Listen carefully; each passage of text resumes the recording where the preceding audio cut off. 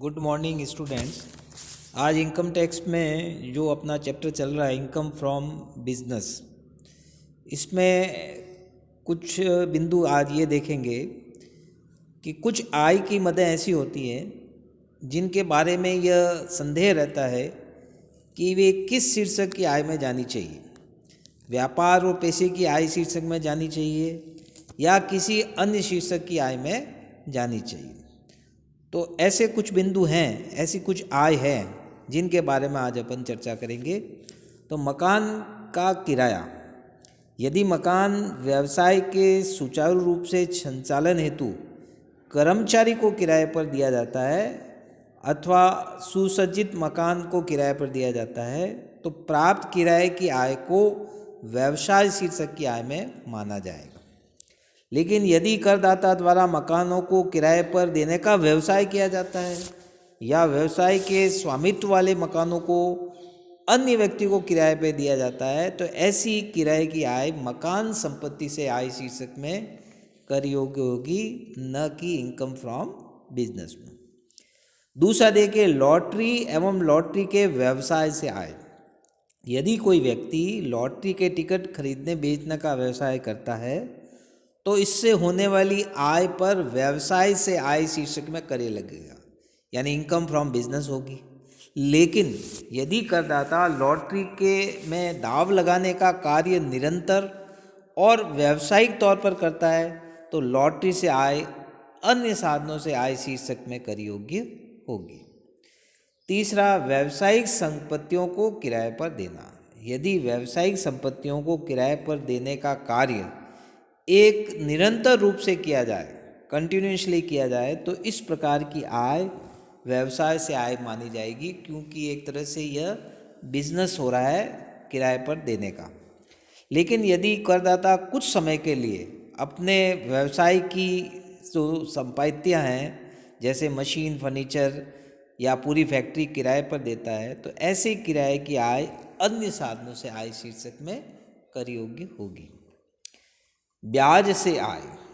करदाता के व्यावसायिक बैंक खाते का ब्याज करदाता द्वारा ब्याज पर देने के व्यवसाय की दशा में प्राप्त ब्याज और देनदारों पर लगाया गया ब्याज और प्रतिभूतियों का व्यवसाय करने वाले व्यक्ति को प्रतिभूतियों से प्राप्त ब्याज व्यवसाय की आय माना जाएगा। लेकिन यदि करदाता व्यवसाय या पैसे से कोई आय न हो तो ब्याज से आय अन्य साधनों से शीर्षक में कर योग्य होगी। यदि करदाता को आयकर की वापसी पर ब्याज सहित मिलता है तो ऐसा ब्याज भी, जो रिफंड पर जो ब्याज है, वो भी अन्य साधनों से आय शीर्षक में कर योग्य होगा। अंश, म्यूचुअल फंड और प्रतिभूतियों के क्रय विक्रय से आय।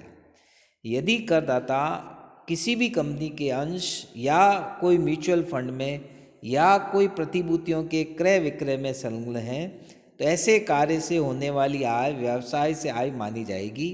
यदि केवल मूल्यों का अंतर प्राप्त किया जाए तो उसे सट्टे की आय मानेंगे। अंश और म्यूचुअल फंड और प्रतिभूतियों को पूंजीगत संपत्ति के रूप में रखने पर इनके क्रय विक्रय से आय पूंजीगत लाभ माने जाएंगे। यदि लाभांश की आयकर मुक्त न हो तो सदैव अन्य साधनों से आय शीर्षक में कर योग्य होगा। उपहार। यदि करदाताओं को व्यावसायिक या पेशागत संबंधों के कारण कोई उपहार नगद या वस्तु के रूप में मिलता है तो यह उपहार व्यवसाय और पैसे से कर योग्य आय में शामिल करेंगे।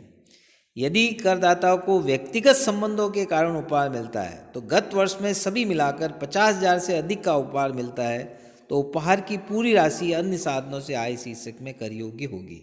परंतु विवाह के अवसर पर किसी से भी प्राप्त उपहार या अन्य किसी भी दिन केवल रिश्तेदारों से प्राप्त सभी उपहार कर योग्य नहीं होंगे। वसीयत द्वारा मौत की संभावना में दिए गए उपहार भी कर योग्य नहीं होंगे।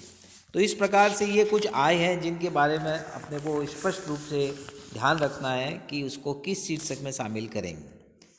अब अगला जो बिंदु है वो अपन ये लेते हैं कि व्यवसाय और पैसे से कर मुक्त आय, यानी एग्जेम्प्टेड इनकम फ्रॉम बिजनेस और प्रोफेशन, यानी जो आय व्यवसाय पैसे की है लेकिन इनकम टैक्स के अनुसार जो कर मुक्त है। सबसे पहला इसमें है कृषि आय, एग्रीकल्चर इनकम। भारत में स्थित कृषि भूमि से होने वाली आय कर मुक्त होती है, इसको अपन पहले भी देख चुके हैं। दूसरा, कलाकारों को कुछ विशेष प्रकार के पुरस्कारों की राशि कर मुक्त होती है। साहित्यिक, वैज्ञानिक, कलात्मक कार्य एवं खेल कूद में विशेष कार्य अथवा प्रदर्शन करने वाले केंद्रीय सरकार एवं राज्य सरकार द्वारा अनेक प्रकार के पुरस्कार दिए जाते हैं जो कर मुक्त हैं। साझेदारों द्वारा फर्म के लाभों में से प्राप्त हिस्सा पूर्णतः कर मुक्त है। यदि साझेदारी संस्था के लाभों का बंटवारा करने पर किसी साझेदार को कोई राशि प्राप्त होती है तो इसे साझेदार के लिए कर मुक्त मानेंगे, क्योंकि फर्म्स ने इन पर कर चुका दिया है। सदस्य द्वारा हिंदू अविभाजित परिवार हिंदू अविभाजित परिवार के लाभों में से प्राप्त हिस्सा कर मुक्त है। यदि किसी हिंदू अविभाजित परिवार द्वारा किसी सदस्य के लाभ के हिस्से के रूप में कोई राशि दी जाती है तो उसे सदस्य के लिए कर मुक्त माना जाएगा, क्योंकि परिवार ने इस पर कर चुका दिया है, दोबारा कर नहीं लगेगा। कर अवकाश वर्षों में आय कर से मुक्ति। अनेक देशों में निर्यात हेतु नव स्थापित औद्योगिक उपक्रम की स्थापना के प्रथम 10-15 वर्षों में लाभ की कर मुक्ति मिलती है, जो अपन कटौती वाले चैप्टर में और देखेंगे। तो इस तरह से ये आय जो है इनकम टैक्स के अनुसार व्यवसाय पेशे से कर मुक्त आय के रूप में शामिल किया जाएगा। तो इस तरह से आज अपन ने 2 बिंदुओं को कवर किया है। कुछ आय ऐसी हैं जिनके बारे में अपन ने देखा कि ऐसा लगता है कि कई परिस्थिति में वो आय अन्य शीर्षकों में आती है और कुछ परिस्थिति में वो आय व्यवसाय और पेशे की आय में सम्मिलित की जाती है। तो इन सब को ध्यान में रखते हुए अपन जो है आय को शामिल करेंगे। और कुछ आय ऐसी है जो इनकम फ्रॉम बिजनेस तो है, लेकिन वो आयकर के अनुसार कर मुक्त है। एग्रीकल्चर इनकम और साझेदारों द्वारा फर्म से लाभों में प्राप्त हिस्सा, इस तरह से ये आय कर मुक्त होगी। अब आय के संबंध में अपन ने सारी चीज़ें स्पष्ट की। जो अनएक्सप्लेन कैश इनकम होती है वो भी इनकम में आती है। कोई जो है अनडिस्क्लोज इनकम है वो भी इनकम में आती है, उसको भी आय मानेंगे। जो अनडिस्क्लोज इन्वेस्टमेंट है या अनएक्सप्लेन्ड एक्सपेंसेज है उसके कारण भी इनकम होती है। इन सब को ध्यान में रखते हुए अपन इनकम फ्रॉम बिजनेस हेड की इनकम कैलकुलेट करेंगे।